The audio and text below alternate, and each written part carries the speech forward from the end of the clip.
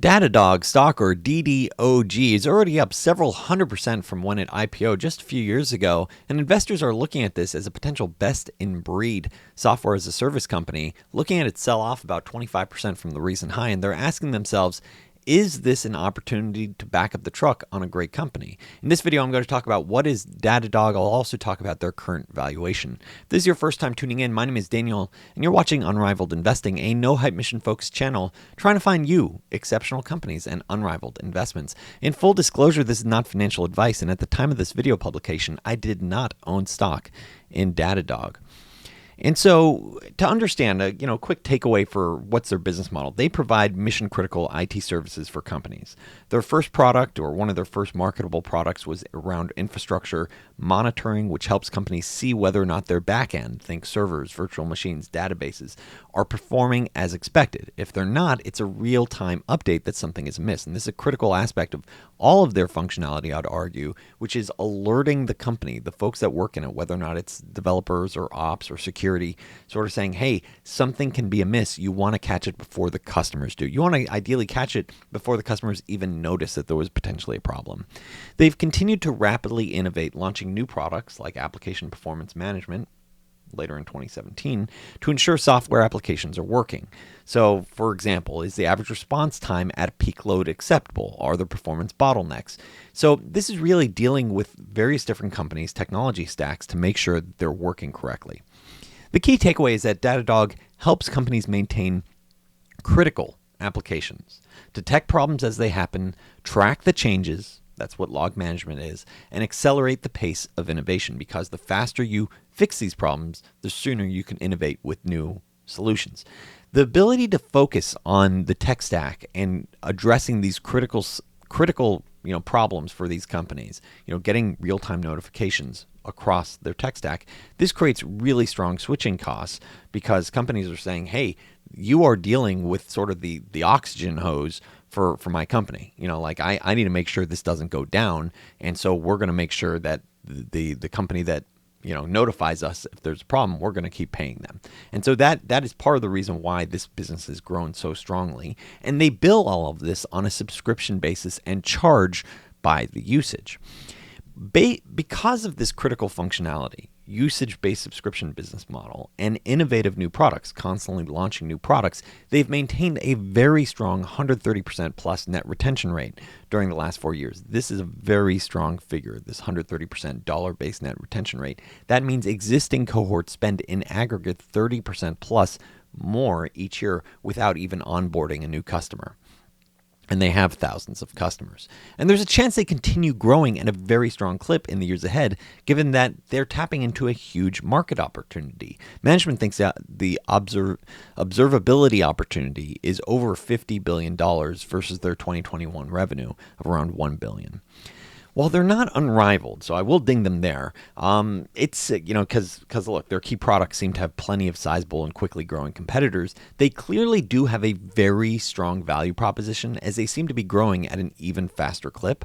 For example, in the last quarter, Splunk grew 19%, New Relic grew 18%, Dynatrace grew 34%, while Datadog posted 75%. And several of these companies are similar in size, so seeing that type of growth does suggest, okay, you're doing something potentially better than their competitors. Management calls this out, how their sales efficiency, or how long it takes to pay back the cost of acquiring a new customer, might also suggest that they have a better business model for onboarding these new customers. This can be through a combination of either a tiered go-to-market strategy, where they have an enterprise sales force for larger customers, or effectively do it yourself for the smaller customers, and an intuitive interface that makes them easier to install. So you don't need to have a professional sales force sort of teaching the customer base, hey, you can do it yourself because it's so intuitive.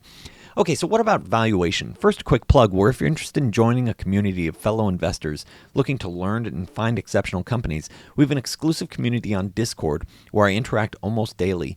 You can sign up at unrivaledinvesting.com, click join the journey. I also call out potential multi-baggers and share my own personal journey for those interested. If you enjoyed this video as well, please make a point of hitting that subscribe and thumbs up button.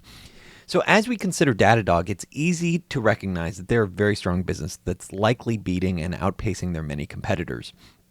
That said, any great company can be a lousy investment at a bad price. And that's the part that a lot of folks seem to forget. Great companies need, reasonable prices. If you get a bad price, a great company can still be a lousy investment. The challenge is that everyone knows they're a great company at 50 times 2021 sales. That's what's implied by that. Based on this hypothetical valuation framework, we're looking at a company, Datadog, with maybe 100% upside over the next 5 years. Of course, the stock price can go way higher or lower than this framework, depending on execution and sentiment. That said, we're assuming some pretty aggressive assumptions here. Like we're looking in the high side at 35% optimized margins, let's say 5 years from now, versus, slightly below break even currently. 9 times growth in revenue. So effectively, the business is going to 9x in the next few years, and a 40 times earnings multiple. So this implies 55% annualized growth and a 40 times earnings multiple.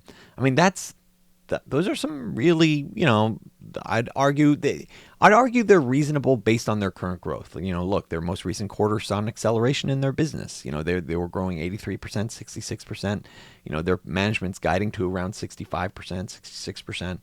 And so, I'm looking at this and thinking, okay, let's do a range of what their annualized growth is over the next 5 years. Maybe it's a range of 40 to 55% growth. I don't think anyone has super confidence that it'll definitely be exactly within this range. And that's why, this is a hypothetical analysis trying to get, take a stab. What's reasonable here? And so here it is saying, hey, let's assume 55% over the next 5 years, a slight deceleration from their current rate. 40 times N multiple, that only gets you to around 100% upside. I'd argue, given the current climate, I'd wait for Datadog to be at a price where in my low side, I'm penciling out a return of maybe 50 to 100%, and that would be less than $90 a share. So I'm really curious here if investors, in Datadog have a different opinion on this, because, maybe you might say, Daniel, you're just being way too conservative, saying that in my low side, I think the business can only increase by 5x, increase their revenue by 5x over the next 5 years. Because effectively that range of hypotheticals that I was showing, and once again, stock price can go higher or lower, was effectively saying, yeah, I could go down a little bit, but that assumes 40% annualized growth and 35 times N multiple versus 100% upside. And looking at that, it's just not crazy compelling to me. So for any of the mega bulls out there that are like, Daniel, you're way too conservative, this business is definitely going to grow their revenue by 9x in the next 5 years, and here's why I'm confident, I'd love to hear it. And also, if you have a strong opinion about why they're unrivaled versus what seems like many different competitors, I definitely want to hear it. So thanks so much for tuning in, and please make a point of hitting that thumbs up and hit that subscribe button. Thanks so much.